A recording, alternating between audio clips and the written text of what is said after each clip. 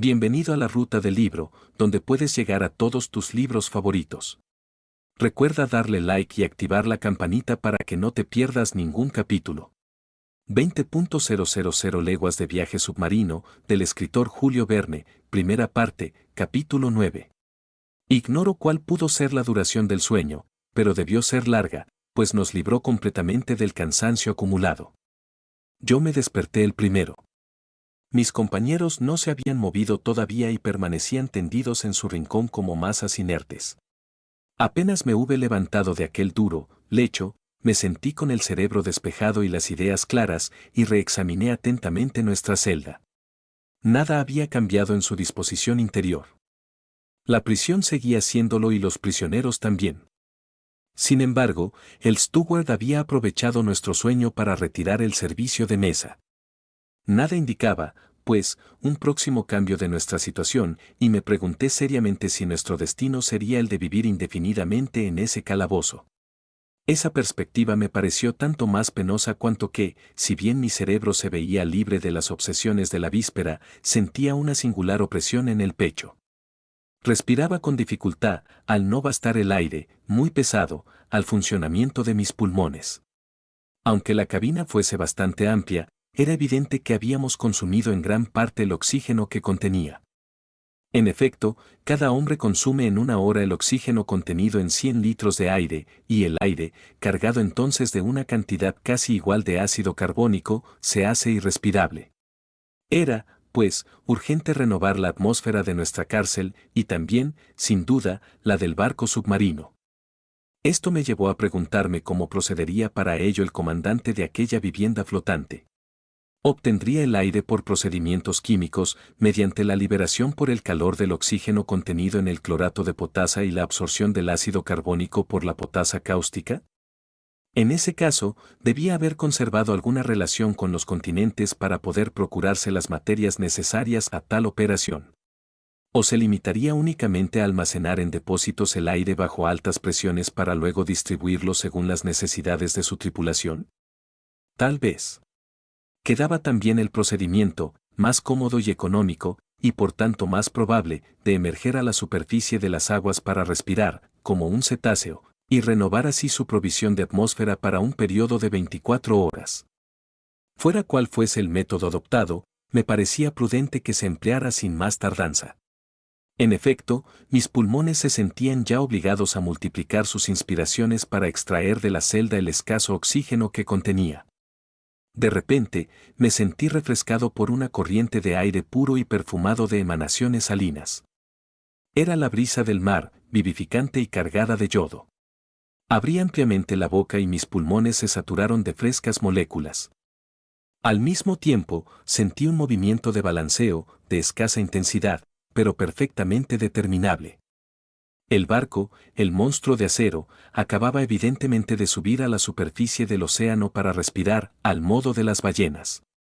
La forma de ventilación del barco quedaba, pues, perfectamente identificada. Tras absorber a pleno pulmón el aire puro busqué el conducto, el aerífero que canalizaba hasta nosotros el bienhechor efluvio y no tardé en encontrarlo. Por encima de la puerta se abría un agujero de aireación que dejaba pasar una fresca columna de aire para la renovación de la atmósfera de la cabina. Me hallaba concentrado en esa observación cuando Ned y Conseil se despertaron casi al mismo tiempo, bajo la influencia de la revivificante aeración. Ambos se restregaron los ojos, desperezaron los brazos y se pusieron en pie en un instante. ¿Ha dormido bien el señor?, preguntó Conseil con su cortesía consuetudinaria. Magníficamente, respondí. ¿Y usted, Ned? Profundamente, señor profesor. Pero, si no me engaño, me parece que estoy respirando la brisa marina. Un marino no podía engañarse. Conté al canadiense lo que había ocurrido durante su sueño. Bien, dijo. Eso explica perfectamente los mugidos que oímos cuando el supuesto narval se halló en presencia del Abraham Lincoln. Así es, señor Land, era su respiración. No tengo la menor idea de qué hora pueda ser, señor Aronnax. ¿No será la hora de la cena? ¿La hora de la cena? Debería decir la hora del almuerzo, pues con toda seguridad nuestra última comida data de ayer. Lo que demuestra, dijo Conseil, que hemos dormido por lo menos 24 horas. Esa es mi opinión, respondí. No voy a contradecirle, manifestó Ned Land, pero cena o almuerzo, el steward sería bienvenido, ya trajera una u otro. Una y otro, corrigió Conseil. Justo, replicó el canadiense, pues tenemos derecho a 2 comidas, y por mi parte haría honor a ambas. Pues bien, Ned, esperemos, respondí. Es evidente que estos desconocidos no tienen la intención de dejarnos morir de hambre, ya que si así fuera no tendría sentido la comida de ayer. A menos que ese sentido sea el de cebarnos, replicó Ned. Protesto. Respondí. No hemos caído entre caníbales. Una golondrina no hace verano, dijo con seriedad el canadiense. ¿Quién sabe si esta gente no estará privada desde hace mucho tiempo de carne fresca, y en ese caso, 3 hombres sanos y bien constituidos como el señor profesor, su doméstico y yo? Aleje de sí esas ideas, señor Land, respondía el arponero, y, sobre todo, no se base en ellas para encolerizarse contra nuestros huéspedes, lo que no haría más que agravar nuestra situación. En todo caso, dijo el arponero, tengo un hambre endiablada, y ya sea la cena o el almuerzo, no llega. Señor Land, repliqué, hay que conformarse al reglamento de a bordo, y supongo que nuestros estómagos se adelantan a la campana del cocinero. Pues bien, los pondremos en hora, dijo con tranquilidad Conseil. Solo usted podría hablar así, amigo Conseil, replicó el irascible canadiense. Se ve que usa usted poco su bilis y sus nervios. Siempre tranquilo.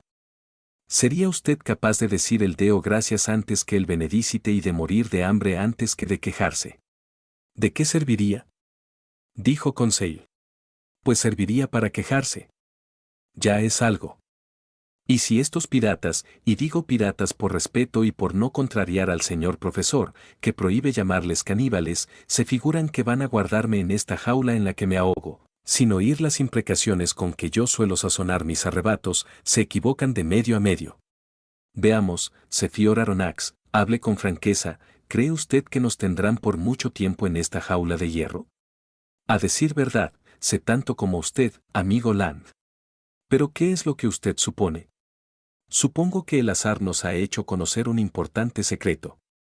Y si la tripulación de este barco submarino tiene interés en mantener ese secreto, y si ese interés es más importante que la vida de 3 hombres, creo que nuestra existencia se halla gravemente comprometida. En el caso contrario, el monstruo que nos ha tragado nos devolverá en la primera ocasión al mundo habitado por nuestros semejantes. A menos, dijo Conseil, que nos enrolen en su tripulación y nos guarden así con ellos. Hasta el momento, replicó Ned Land, en que alguna fragata, más rápida o más afortunada que el Abraham Lincoln, se apodere de este nido de bandidos y envíe a su tripulación, y a nosotros con ella, a respirar por última vez a la extremidad de su verga mayor. Buen razonamiento, Ned, dije. Pero todavía no se nos ha hecho, que yo sepa, ninguna proposición. Inútil, pues, discutir el partido que debamos tomar hasta que sea necesario. Se lo repito, esperemos, tomemos consejo de las circunstancias y abstengámonos de toda acción, puesto que no hay nada que hacer. Al contrario, señor profesor, respondió el arponero, que no quería darse por vencido, hay que hacer algo. ¿Qué, señor Land? Escaparnos. Escaparse de una prisión terrestre es a menudo difícil, pero hacerlo de una prisión submarina me parece absolutamente imposible. Vamos, amigo Ned. Dijo Conseil, ¿qué va a responder a la objeción del señor? Yo no puedo creer que un americano se halle nunca a falta de recursos. El arponero, visiblemente turbado, se calló. Una huida, en las condiciones en que nos había puesto el azar, era absolutamente imposible. Pero un canadiense es un francés a medias, y Ned Land lo acreditó con su respuesta, tras unos momentos de vacilación y reflexión.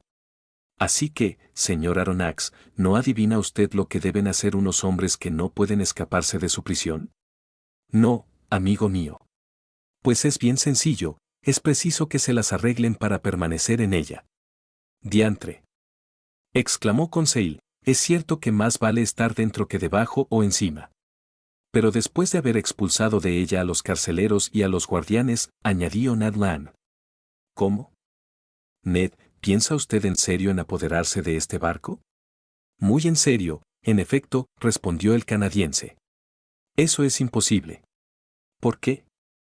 Puede presentarse alguna oportunidad favorable, y no veo lo que podría impedirnos aprovecharla. Si no hay más de una veintena de hombres a bordo de esta máquina, no creo que hagan retroceder a 2 franceses y a un canadiense, digo yo. Más valía admitir la proposición del arponero que discutirla. Por ello me limité a responderle así: dejemos que las circunstancias manden, señor Land, y entonces veremos. Pero hasta entonces, se lo ruego, contenga su impaciencia. No podemos actuar más que con astucia, y no es con la pérdida del control de los nervios con lo que podrá usted originar circunstancias favorables. Prométame, pues, que aceptará usted la situación sin dejarse llevar de la ira. Se lo prometo, señor profesor, respondió Ned Land, con un tono poco tranquilizador. Ni una palabra violenta saldrá de mi boca, ni un gesto brutal me traicionará, aunque el servicio de la mesa no se cumpla con la regularidad deseable. Tengo su palabra, Ned. Cesamos la conversación, y cada uno de nosotros se puso a reflexionar por su cuenta. Confesaré que, por mi parte, y pese a la determinación del arponero, no me hacía ninguna ilusión. No creía yo en esas circunstancias favorables que había invocado Ned Land. Tan segura manipulación del submarino requería una numerosa tripulación y, consecuentemente, en el caso de una lucha, nuestras probabilidades de éxito serían ínfimas. Además, necesario era, ante todo, estar libres, y nosotros no lo estábamos. No veía ningún medio de salir de una celda de acero tan herméticamente cerrada. Y si, como parecía probable, el extraño comandante de ese barco tenía un secreto que preservar, cabía abrigar pocas esperanzas de que nos dejara movernos libremente a bordo. La incógnita estribaba en saber si se libraría violentamente de nosotros o si nos lanzaría algún día a algún rincón de la tierra. Todas estas hipótesis me parecían extremadamente plausibles, y había que ser un arponero para poder creer en la reconquista de la libertad. Me di cuenta de que las ideas de Ned Land iban agriándose con las reflexiones a que se entregaba su cerebro. Podía oír poco a poco el hervor de sus imprecaciones en el fondo de su garganta y veía cómo sus gestos iban tornándose amenazadores. Andaba, daba vueltas como una fiera enjaulada y golpeaba con pies y manos las paredes de la celda. Pasaba el tiempo mientras tanto y el hambre nos aguijoneaba cruelmente, sin que nada nos anunciara la aparición del steward. Esto era ya olvidar demasiado nuestra situación de náufragos, si es que realmente se tenían buenas intenciones hacia nosotros. Atormentado por las contracciones de su robusto estómago, Ned Land se encolerizaba cada vez más, lo que me hacía temer, pese a su palabra, una explosión cuando se hallara en presencia de uno de los hombres de a bordo. La ira del canadiense fue creciendo durante las 2 horas siguientes. Ned Land llamaba y gritaba, pero en vano. Sordas eran las paredes de acero. Yo no oía el menor ruido en el interior del barco, que parecía muerto. No se movía, pues de hacerlo hubiera sentido los estremecimientos del casco bajo la impulsión de la hélice. Sumergido sin duda en los abismos de las aguas, no pertenecía ya a la tierra. El silencio era espantoso. No me atrevía a estimar la duración de nuestro abandono, de nuestro aislamiento en el fondo de aquella celda. Las esperanzas que me había hecho concebir nuestra entrevista con el comandante iban disipándose poco a poco.